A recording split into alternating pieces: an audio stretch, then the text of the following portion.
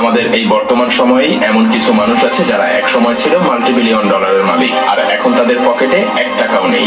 এমন অনেক সেলিব্রিটি আছে যাদের এক সময় এতটাই জনপ্রিয়তা ছিল যে তারা ফ্যানদেরকে অটোগ্রাফ দেওয়ার ভয়ে পালিয়ে বেড়াতো, আর এখন তারা সেই ফ্যানদের কাছে গিয়েই রীতিমতো ভিক্ষা করছে। কারা ছিল সেই ধনী ব্যক্তি? কারাই বা সেই সকল সেলিব্রিটি? কিভাবেই বা তাদের এমন পরিণতি হলো? তো চলুন দেখে নেওয়া যাক। মুসা বিন শমশের বাংলাদেশের মধ্যে সবথেকে ধনী ব্যক্তিকে?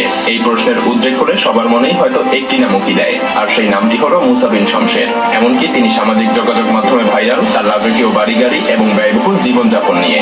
কয়েক বছর আগে দুর্নীতি দমন কমিশনের এক প্রশ্নের জবাবে তিনি বলেছিলেন সুইস ব্যাংকে তার নাকি 82 বিলিয়ন ডলার রয়েছে, সেই সাথে রয়েছে 3 লক্ষ একর জমি। তিনি নাকি বাংলাদেশের দ্বিতীয় পদ্মা সেতুও নিজে একাই তৈরি করতে চেয়েছিলেন। অবশ্য যে এত ধন সম্পদের মালিক, তার কাছে একটি কেন কয়েকটি পদ্মা সেতু পর্যন্ত নির্মাণ করা সম্ভব। অনেকেই আবার তাকে নিয়ে গর্ব করে। তবে সত্যিই কি তিনি এতটা ধনী? এর উত্তর হলো না। আমাদের জানা হাজারো ভ্রমের মধ্যে এটা অন্যতম। কিছু বছর আগে বাংলাদেশের গোয়েন্দা বাহিনী বিশাল এক দুর্নীতিবাজকে গ্রেফতার করেছিল, আর সেই দুর্নীতিবাজের সঙ্গে মুসা বিন শমশেরের ছিল বেশ সংশ্লিষ্টতা। আর তাকে জিজ্ঞাসাবাদের পরেই জানা যায় মুসা বিন শমশেরের এই সকল উচ্চবাচ্য সবকিছুই মুখরোচক গাল গল্প। আমার কাছে মনে হয়েছে উনি তো অন্তঃসার শূন্য, ওনার একটা বল মনে হয়েছে, অন্তঃসার তার কিচ্ছু নাই। আর তার কাছ থেকে এই সকল তথ্য জেনে তদন্ত করে জানা গেছে বাংলাদেশে তার সম্পত্তির মধ্যে রয়েছে শুধুমাত্র একটি বাড়ি, সেই বাড়িটাও কিনা তার স্ত্রীর নামে। তার একটা বাড়ি রয়েছে গুলশানে 84 নাম্বার রোডে, এটা তার স্ত্রীর নামে। বাংলাদেশে এছাড়া তার নামে আর কোনো কিছু আমরা পাই নাই। আদৌ তার নামে কোনো সম্পত্তি আছে কিনা তা এখন পর্যন্ত বাংলাদেশের গোয়েন্দারা খুঁজে বের করতে পারেনি। বুঝতেই পারছেন তাহলে সুইস ব্যাংকে তার অর্থের খবরটি গুজব ছাড়া আর কি হতে পারে। আলী আকবর 90 দশকের প্রায় সবাই হয়তো শিল্পী আকবরের গানগুলো মনে করতে পারবেন, কারণ সেই সময়টাতে বাংলাদেশের প্রতিটি অলিতে গলিতে তোমার হাত পাখার বাতাসে সত্যি সত্যিই যেন সবার প্রাণ জুড়িয়ে দিয়েছিল। রিক্সা চালক থেকে বাংলাদেশের জনপ্রিয় টিভি অনুষ্ঠান ইত্যাদির মাধ্যমে উঠে এসেছিল শিল্পী আকবর। কিন্তু শিল্পী আকবরের সেই উঠে আসার দিনগুলো খুব বেশি দিন দীর্ঘস্থায়ী হয়নি, আবার তাকে ফিরে যেতে হয়েছে ফেলে আসা দিনগুলোতে।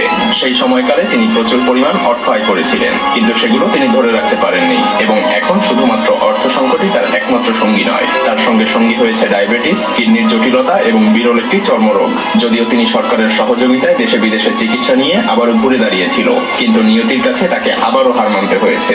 আর এখন হয়তো তিনি তার আগের গাওয়া বিখ্যাত গানগুলো নিজেও শুনতে চান না, আর প্রতিদিন তার গানগুলো শোনা মানুষগুলো হয়তো সেই গানটি ভুলে গেছে।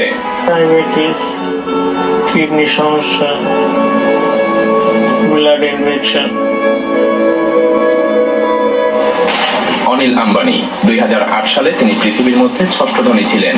সেই সময়ে তার মোট অর্থের পরিমাণ ছিল প্রায় 42 বিলিয়ন ইউএস ডলার। কিন্তু বর্তমান সময়ে সেই ধনী ব্যক্তি 20,379 কোটি টাকার ঋণ মাথায় নিয়ে ঘুরছে। কিন্তু কেন? কি হয়েছিল তার সাথে?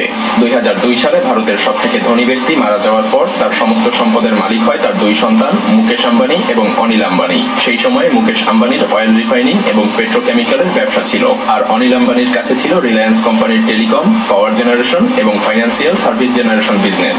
কিন্তু সেই সময়ে অনিল আম্বানি একটি ভুল সিদ্ধান্ত নেয়। তিনি তার বিজনেসকে সম্পূর্ণভাবে পাল্টে ফেলেন। তিনি বিভিন্ন খাতে টাকা ইনভেস্ট করেন। অনিল আম্বানির সবথেকে বড় ক্ষতি হয় তার ভাই মুকেশ আম্বানি 2010 সালে টেলিকমিউনিকেশন ব্যবসায় এন্ট্রি করে। আর 2016 সালে মুকেশ আম্বানি ও জিও কোম্পানি লঞ্চের পরে শুধুমাত্র অনিল আম্বানিরই নয়, ভারতের যেন প্রায় সব টেলিকম ইন্ডাস্ট্রিতেই ধস নামে। অনিল আম্বানি টেলিকম বিজনেসে আর টিকতে না পেরে 2017 সালে তার ব্যবসা বন্ধ করে দেয়। কিন্তু ইতিমধ্যেই তার ঋণ এতটাই বেড়ে যায় যে British telecom company Ericsson Anil আম্বানির নামে সুপ্রিম কোর্টে মামলা ঠুকে দেয়। অবশ্য সেই সময়ে অনিল আম্বানিকে তার ভাই মুকেশ আম্বানি যদি সহযোগিতা না করত তাহলে হয়তো তাকে এতদিন জেলেই থাকতে হতো, কারণ সেই সময়ে অনিল আম্বানি এরিকসন কোম্পানির কাছে প্রায় 5 বিলিয়ন ডলার ঋণ ছিল। 2020 সালে অনিল আম্বানির ঋণ এসে দাঁড়ায় প্রায় 50,000 কোটি টাকা। বিজনেস এক্সপার্টরা মনে করেন অনিল আম্বানির আজ এই পরিণতির কারণ তিনি তার ব্যবসায় ইনভেনশন নিয়ে আসেননি, তাই তিনি আজ মাল্টিবিলিয়ন ডলারের মালিক থেকে মাল্টিবিলিয়ন ডলারের ঋণ খেলাপির তালিকায়। ডেল বিলজেরিয়ানের বিলাসবহুল লাইফস্টাইলের জন্য তাকে কে না চেনে। তিনি তার জীবদ্দশায় কত মিলিয়ন ডলার যে ব্যয় করেছে তার হিসেব হয়তো তিনি নিজেও জানেন না। এমনকি তিনি হয়তো এটাও জানেন না যে তিনি কত মেয়ের সঙ্গে শারীরিক সম্পর্ক করেছেন। সোশ্যাল মিডিয়াতে তিনি বেশ অ্যাক্টিভ থাকেন। প্রতিনিয়ত তিনি তার বিলাসবহুল লাইফস্টাইলের ছবি পোস্ট করে থাকেন, আর এ দেখেই বিশ্ববাসী মনে করে হয়তো তিনি বিলিয়ন ডলারের মালিক। কিন্তু সম্প্রতি তার কিছু কর্মকাণ্ডে তার বিলিয়ন ডলারের উৎস বেরিয়ে এসেছে। তিনি একসময় প্রায় 1500 কোটি টাকার মালিক ছিলেন। কিন্তু কি এমন কর্মকাণ্ডের এসবের কারণে তাকে প্রায় 374 কোটি টাকার ঋণ পরিশোধ করতে হচ্ছে।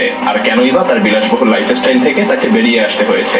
প্রথমেই বলে নেই, তার বাবার রেখে যাওয়া একটি কোম্পানি আছে। সেই কোম্পানিটির নাম ইগনাইট। তবে সেই কোম্পানিটির মালিক কেবলমাত্র তিনি একা নন, কারণ কোম্পানিটির রয়েছে হাজার হাজার শেয়ার হোল্ডার এবং ইনভেস্টর। তার ব্যক্তিগত অ্যাকাউন্টে তেমন কোনো অর্থই ছিল না। তাহলে তিনি কিভাবে এত পরিমাণ টাকা ব্যয় করে বিলাসবহুল লাইফস্টাইল উপভোগ করেন? মূলত তিনি তার সেই কোম্পানিকে বলতেন তার বিলাসবহুল লাইফস্টাইলের মাধ্যমে তিনি তার কোম্পানির মার্কেটিং করছেন, কারণ তিনি তার ব্যবহার্য প্রতিটি জিনিসপত্রে তার কোম্পানির লোগো ব্যবহার করতেন। কিন্তু এতে করে কোম্পানিটির আয়ের চাইতে ড্যান বিলজেরিয়ানের মাধ্যমে যেন ব্যয়ের পরিমাণটাই বেশি হচ্ছিল। প্রথম দিকে তিনি তার বিলাসবহুল গাড়ি বাড়ি দিয়ে শো অফ করতেন। এগুলো সব তার নিজের বলে দাবি করতেন, অথচ সেগুলো সব ছিল তার ভাড়া নেওয়া জিনিসপত্র।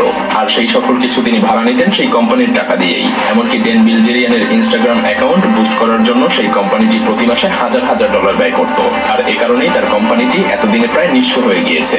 ফলাফল, এক সময় যিনি পুরো পৃথিবী জুড়ে বিলাসবহুল জীবনযাপনে বিখ্যাত ছিলেন, তিনি আজ ব্যাংক্রাফটের হাত থেকে বাঁচার জন্য অর্থের পিছনে ছুটে চলেছেন।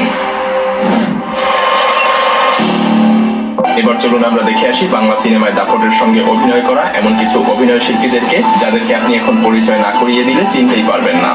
মাটির ময়না সিনেমায় অভিনয় করে শিশু শিল্পী হিসেবে তিনি পেয়েছিলেন জাতীয় চলচ্চিত্র পুরস্কার। সেই স্মৃতিগুলোর কথা মনে পড়লে এখন যেন তার চোখ টলমল করে ওঠে। কিন্তু ভাগ্যের নির্মম পরিহাসে দেশ জুড়ে খ্যাতি পাওয়া নুরুল ইসলাম বাবলুকে এখন আর কেউ চিনতেই পারে না। তিনি তো এখন ছোট্ট একটি মুদি দোকানে চা বিক্রি করেন। এখন তাকে অপেক্ষা করতে হয় ক্রেতাদের জন্য।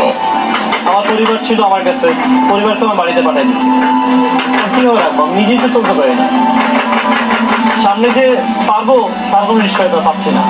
90 দশকের জনপ্রিয় নায়িকা বনশ্রী। তিনি অনেক জনপ্রিয় সিনেমাতে অভিনয় করেছেন। তিনি যেমন পেয়েছিলেন জনপ্রিয়তা, তেমনি মালিক হয়েছিলেন সব আলিশান বাড়ি গাড়ির। কিন্তু ভাগ্যের নির্মম পরিহাসে পাল্টে যায় দৃশ্যপট। পরিচিত এবং আপনজনের বিশ্বাসঘাতকতাতেই তার নাকি আজ এই পরিস্থিতি। একসময় তাকে দেখতে ভিড় করত হাজারো মানুষ, এখন তাকে হাজারো মানুষের কাছে ছুটে বেড়াতে হয় বই বিক্রি করার জন্য। সেই সাথে তিনি বয়ে বেড়াচ্ছেন বেশ কয়েকটি মরণ ব্যাধি। ভাগ্যের নির্মম পরিহাসে একসময়ের আবেদনময়ী নায়িকার আজ এই পরিণতি হয়েছে। আমাকে একটু হেল্প করতো, আমাকে যা দেখ সবাই মিলে আমাকে দিয়ে আমাকে একটা টেলারিং দোকান করে দেখ। এমনই আরো একজন লাভলি আক্তার। তারকা শিল্পীদের সঙ্গে অভিনয় করেছেন শতাধিক সিনেমাতে, কিন্তু এখন তিনি নিঃস্ব, বেঁচে আছেন অন্যের দয়ায়। একসময়ের জুনিয়র এই শিল্পীর স্বামী ট্রাক দুর্ঘটনায় মারা যান, আর এরপর থেকেই তার জীবন কাটছে বস্তির একটি জরাজীর্ণ কুঁড়ে ঘরে।